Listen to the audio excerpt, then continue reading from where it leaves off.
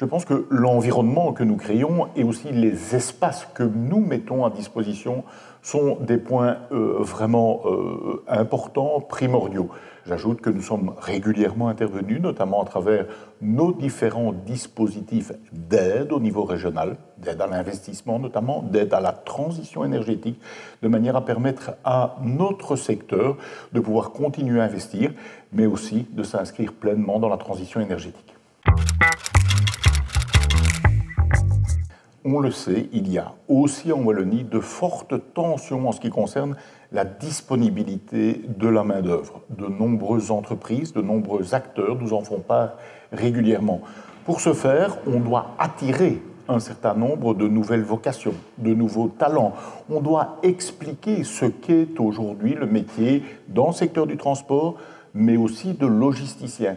Et cette formation à travers l'alternance, à travers nos centres de compétences, via aussi les formations dispensées par le Forum pour les demandeurs d'emploi ou les personnes qui doivent réorienter leur carrière, c'est, je pense, le meilleur service que nous puissions rendre au secteur.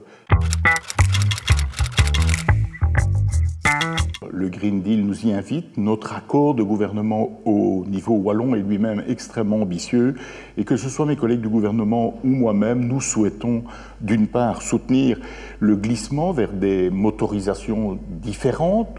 Nous soutenons ça à travers des recherches bien sûr, à travers des équipements.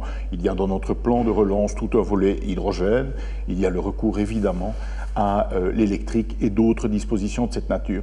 Mais l'autre volet de la décarbonation, c'est le glissement des masses et des volumes vers l'intermodalité.